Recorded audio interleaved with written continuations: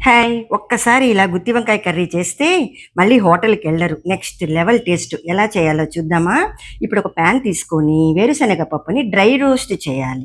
కొంచెం రోస్ట్ అయ్యాక దీంట్లో నూగులు గూడా కలిపి ఒక 2 మినిట్స్ రోస్ట్ చేశాక స్టవ్ ఆఫ్ చేసేసేయాలి. దీంట్లో ఇప్పుడు కొంచెము ఆనియన్సు, ఒక 5-6 పీసెస్ గార్లికు, కొంచెం అల్లం పీసెస్‌ని వేసి, దీంట్లో పచ్చి కొబ్బరిని వేసుకోవాలి. ఎక్కువ వేయకూడదు. ఒక హాఫ్ కప్పు వేస్తే చాలు. ఒక table spoon red chilli powder, ఒక టేబుల్ స్పూన్ ధనియాల పొడి వేసి, ఒక పెద్ద లెమన్ సైజ్ అంతా చింతపండుని తీసుకొని, అన్నిటిని ఒకసారి అలా అని బాగా చల్లారాక కొంచెం వాటర్ కలిపి గ్రైండ్ చేసి పెట్టుకోవాలి.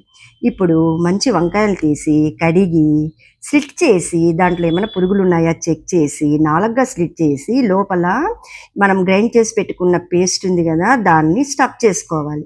అన్ని వంకాయలు అలానే చేసి సైడ్‌లో పెట్టుకోవాలి.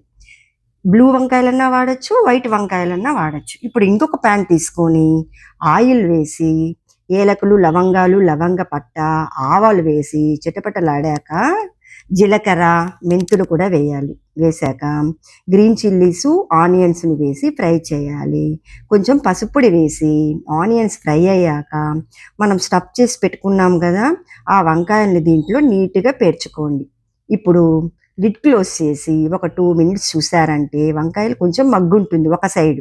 ఇప్పుడు ఇంకొక సైడున అన్నిటిని అలా తిప్పి మళ్ళా లిడ్ క్లోజ్ చేసి ఇంకొక 2 మినిట్స్ పెట్టండి. ఇప్పుడు అన్ని సైడ్‌లు బాగా మగ్గింది కదా! ఇప్పుడు మనం గ్రైండ్ చేసి స్టఫ్ చేసాం కదా! ఆ మిగిలిన పేస్ట్‌ని కూడా ఆ వంకాయల పైన చల్లి, ఆ వాటర్‌ని కూడా పోసి లిడ్ క్లోజ్ చేసి ఒక 10 మినిట్స్ పెట్టారంటే వంకాయలు ఆ స్టఫింగ్‌లో సూపర్ స్మెల్‌తో బాగా ఉడుకుతుంది.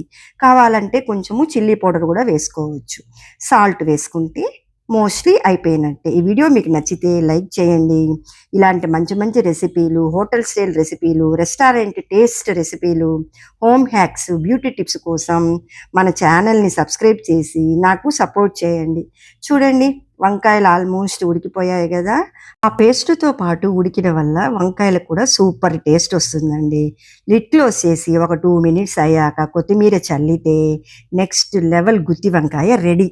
రైస్‌కైనా, పుల్కాకైనా, రోటీకైనా, దేనికైనా పర్ఫెక్ట్ కాంబినేషన్ అండి.